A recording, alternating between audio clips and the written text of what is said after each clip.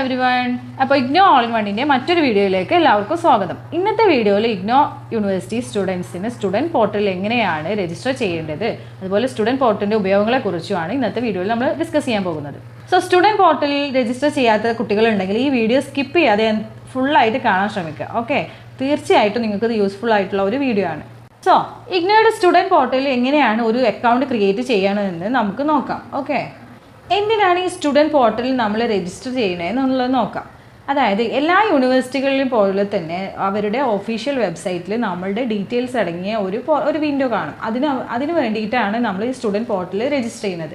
അപ്പോൾ ആ ഒരു വിൻഡോ ഓപ്പൺ ആക്കിയാൽ നമുക്ക് നമ്മുടെ എല്ലാ ഡീറ്റെയിൽസും, നമ്മളെ എക്സാമിനേഷൻ്റെ റിസൾട്ട്സ്, കാര്യങ്ങൾ, അതുപോലെ ഏതൊക്കെ കോഴ്സാണ് നമ്മൾ എടുത്തിട്ടുള്ളത്, അതുപോലെ സർട്ടിഫിക്കറ്റ്, ഒരു ഡിജിറ്റലൈസ്ഡ് സർട്ടിഫിക്കറ്റ്, അതുപോലെ സർട്ടിഫിക്കറ്റ് അപ്ലൈ ചെയ്യാനുള്ള ഓപ്ഷൻസ് എല്ലാം നമുക്ക് ഈ സ്റ്റുഡൻറ്റ് പോർട്ടലിൽ വെച്ചിട്ടാണ് ചെയ്യുന്നത്. അപ്പോൾ അതിന് വേണ്ടിയിട്ടാണ് നമ്മൾ ഈ സ്റ്റുഡൻറ്റ് പോർട്ടലിൽ രജിസ്റ്റർ ചെയ്യുന്നത്. അപ്പോൾ അത് മസ്റ്റായിട്ട് നമ്മൾ അറിഞ്ഞിരിക്കേണ്ട ഒരു കാര്യമാണ് എന്ത്, സ്റ്റുഡൻറ്റ് പോർട്ടലിൽ അക്കൗണ്ട് ക്രിയേറ്റ് ചെയ്യുക എന്നുള്ളത്. അതുപോലെ തന്നെ ഇവിടെ ട്രെയിനിങ് ആയിട്ട് പ്ലേസ്മെൻറ്റും ഒരു ഓപ്ഷൻ വരുന്നത്, പ്ലേസ്മെൻറ്റിൻ്റെ ഒരു ഓപ്ഷൻ വരുന്നുണ്ട്. ഇതെങ്ങനെയാണെന്ന് വെച്ചാൽ നിങ്ങളുടെ കോഴ്സ് നിങ്ങൾ സക്സസ്ഫുള്ളി കംപ്ലീറ്റഡ് ആയാൽ ഇഗ്നോ പ്ലേസ്മെൻറ്റ് കൊടുക്കുന്നുണ്ട്. അതിൽ താല്പര്യം ഉണ്ടെങ്കിൽ ഈ കോഴ്സ് കംപ്ലീറ്റ് ചെയ്തതിന് ശേഷം ഈ ഒരു ഓപ്ഷനിൽ നിങ്ങൾക്ക് രജിസ്റ്റർ ചെയ്യാവുന്നതാണ്. ഡിജിറ്റലി സർട്ടിഫിക്കറ്റ് കാണാനും അതുപോലെ തന്നെ സർട്ടിഫിക്കറ്റ് അപ്ലൈ ചെയ്യാനും ഒക്കെ ഈ സ്റ്റുഡൻറ്റ് പോർട്ടലിൽ നിങ്ങൾക്ക് ചെയ്യാൻ കഴിയും. ഓക്കെ, അപ്പോൾ അതിന് വേണ്ടിയിട്ടാണ് നമ്മൾ സ്റ്റുഡൻറ്റ് പോർട്ടലിൽ രജിസ്റ്റർ ചെയ്യുന്നതും നമ്മൾ എല്ലാ ഡീറ്റെയിൽസും അതിൽ അപ്ലൈ ചെയ്യുന്നതും. അപ്പോൾ അത് അറിഞ്ഞിരിക്കുക എന്നുള്ളത് മസ്റ്റ് ആയിട്ടുള്ള ഒരു കാര്യമാണ്. അപ്പോൾ ഇതെങ്ങനെയാണ് ചെയ്യുന്നതിനുള്ള കാര്യങ്ങളെല്ലാം നമുക്ക് ഡീറ്റെയിൽ ആയിട്ട് നോക്കാം. ഓക്കെ, അപ്പോൾ ഇഗ്നോ അഡ്മിഷൻ, അതായത് ഇഗ്നോ യൂണിവേഴ്സിറ്റി നിങ്ങളൊരു ആപ്ലിക്കേഷൻ സെൻഡ് ആയതിനു ശേഷം, നിങ്ങളുടെ ആപ്ലിക്കേഷൻ സെൻഡ് ആയതിനു ശേഷം നിങ്ങളുടെ അഡ്മിഷൻ കൺഫേം ആയി എന്നുള്ള ഒരു മെസ്സേജ്, അതായത് മെയിലായിട്ട് നിങ്ങൾ ഏത് മെയിൽ ഐ ഡി ആണോ കൊടുത്തിട്ടുള്ളത് അഡ്മിഷൻ്റെ സമയത്ത് ആ മെയിൽ ഐ ഡിയിലേക്ക് ഒരു കൺഫർമേഷൻ മെസ്സേജ് ആയിട്ട് വരും.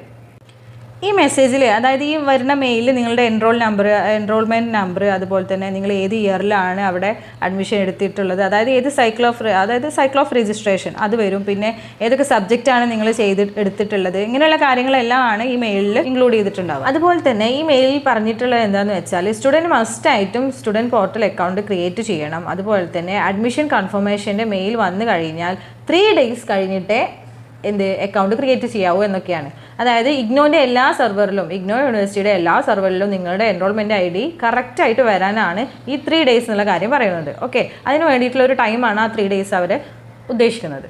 അപ്പോൾ ഇതൊക്കെ തന്നെയാണ് ഈ മെയിലിലെ ഉള്ളടക്കത്തിൽ അവർ പറയുന്നത്.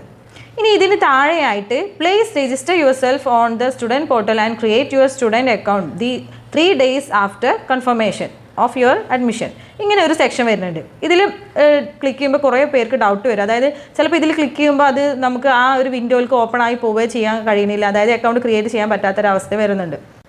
ഓക്കെ, അപ്പോൾ നമുക്ക് എങ്ങനെയാണ് ഈ സ്റ്റുഡൻറ്റ് പോർട്ടലിൽ ഒരു അക്കൗണ്ട് ക്രിയേറ്റ് ചെയ്യുന്നതിനുള്ള കാര്യങ്ങൾ ഡീറ്റെയിൽ ആയിട്ട് നോക്കാം. അതിനായിട്ട് ഫസ്റ്റ് മുതൽ പറയുകയാണെന്നുണ്ടെങ്കിൽ അഡ്മിഷൻ കൺഫേം ആയിട്ട്, അതായത് കൺഫർമേഷൻ മെസ്സേജ് മെയിലായിട്ട് വന്നു കഴിഞ്ഞ് ഒരു വീക്കിന്, അതായത് ഒരാഴ്ചയ്ക്ക് ശേഷം ക്രിയേറ്റ് ചെയ്യുന്നതാണ് ഏറ്റവും ബെറ്റർ.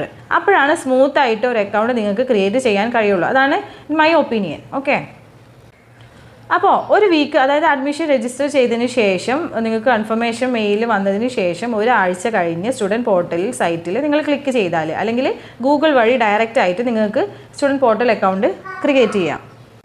ഗൂഗിൾ വഴിയാണ് നിങ്ങൾ അക്കൗണ്ട് ക്രിയേറ്റ് ചെയ്യാൻ ഉദ്ദേശിക്കുന്നതെന്നുണ്ടെങ്കിൽ ഇഗ്നോ സ്റ്റുഡൻറ്റ് പോർട്ടലിൽ ഡയറക്റ്റ് ഗൂഗിളിൽ ടൈപ്പ് ചെയ്ത് കൊടുക്കുക.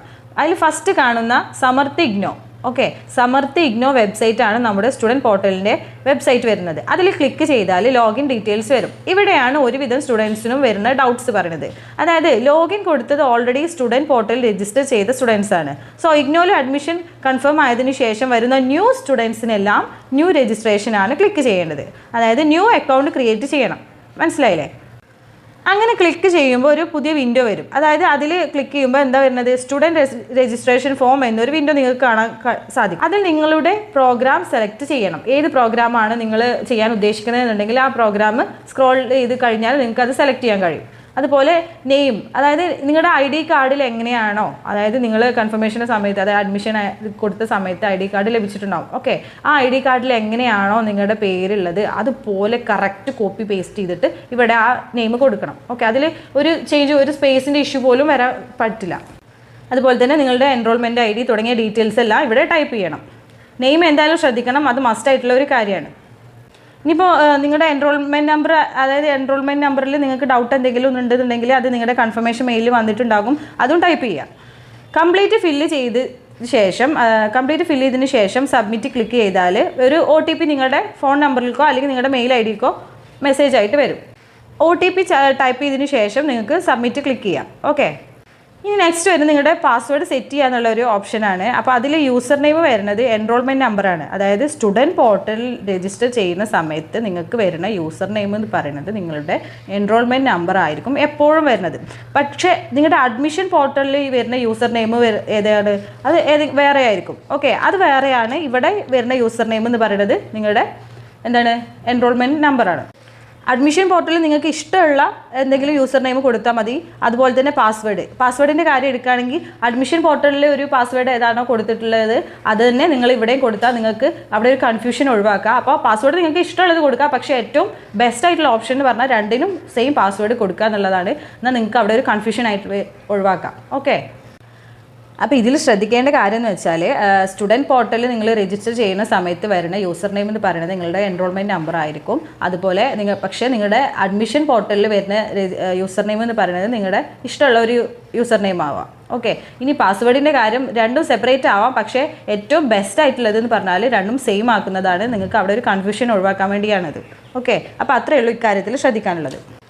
അങ്ങനെ ഇതെല്ലാം ചെയ്തതിന് ശേഷം പാസ്വേഡൊക്കെ കൺഫർമേഷൻ പാസ്വേഡൊക്കെ കൊടുത്തതിന് ശേഷം നിങ്ങളത് സബ്മിറ്റ് ബട്ടൺ ക്ലിക്ക് ചെയ്യാം. അപ്പോൾ നമുക്ക് അവിടെ ഒരു ക്രിയേറ്റ് ആവും, അതായത് സ്റ്റുഡൻറ്റ് പോർട്ടൽ അക്കൗണ്ട് നിങ്ങൾക്ക് അവിടെ ക്രിയേറ്റ് ആയിട്ടുണ്ട്. ഇനി നമുക്ക് ലോഗിൻ ചെയ്യാവുന്നതാണ്. അതായത് നിങ്ങളുടെ യൂസർ നെയിമും നിങ്ങൾ കൊടുത്ത പാസ്വേഡ് ഉപയോഗിച്ചിട്ട് നമ്മൾ ഫസ്റ്റ് ഒരു വിൻഡോ കണ്ടല്ലോ, അതിൽ അപ്ലൈ ചെയ്തതിന് ശേഷം നിങ്ങൾക്ക് ലോഗിൻ ചെയ്യാം. ഇവിടെ ഒരു ക്യാപ്ച ടൈപ്പിംഗ് വരുന്നുണ്ട്, അപ്പോൾ അതും കൂടെ ടൈപ്പ് ചെയ്തിട്ട് നിങ്ങൾക്ക് ലോഗിൻ ചെയ്യാം.